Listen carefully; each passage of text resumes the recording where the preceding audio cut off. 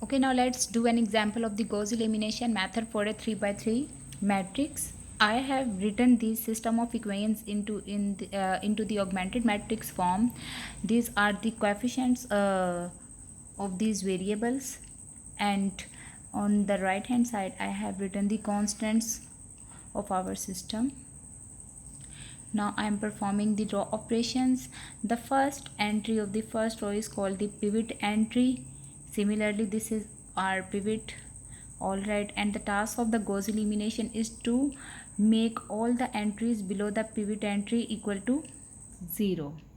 The Gauss elimination operations employ on R2 and R3 so that we can have these values equal to 0. One thing that we need to make sure that the pivot must not be equal to 0. Why? Because if the pivot entry is equal to 0, then according to its algorithm, every time we have to divide the non-pivot entries with the pivot entry, so that's why the pivot entry must not be equal to 0. So if I write down R2 minus 4 divided by the pivot entry into the pivot row, or where the pivot is residing. Similarly, if you simplify this operation, you will get what? R2 minus 2R1. So the first operation that I will be performing on the row 2 is equal to R2 minus 2R1. Similarly, on the same pattern, I will be writing the operation for the row R3. R3 is equal to R3 minus of the formula, then minus 2 divided by the pivot entry, that is equal to 2 into R1, where our pivot is residing. If we will simplify this formula, we will get R3 plus R1. After performing these two operations on R2 and R3, our augmented matrix will be transformed into this form. So you can see here the all the entries below the pivot entry are equal to 0. Now our pivot entry is residing in the second row.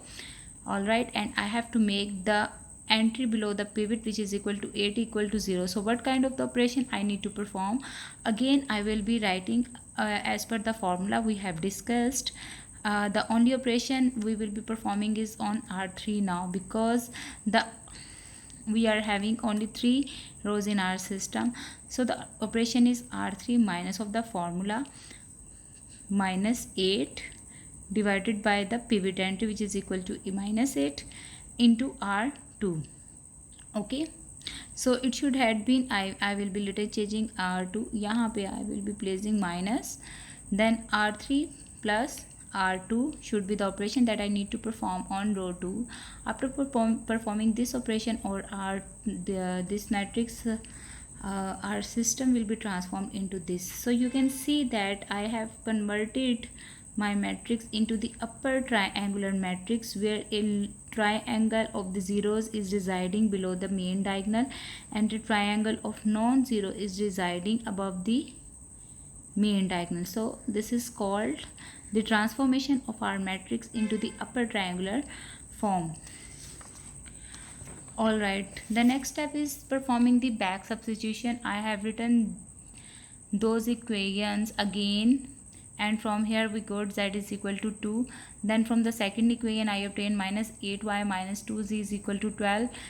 By substituting the value of z is equal to 2, we found y is equal to 1. And similarly, the next equation, the first equation, that was equal to 2x plus y plus z is equal to 5.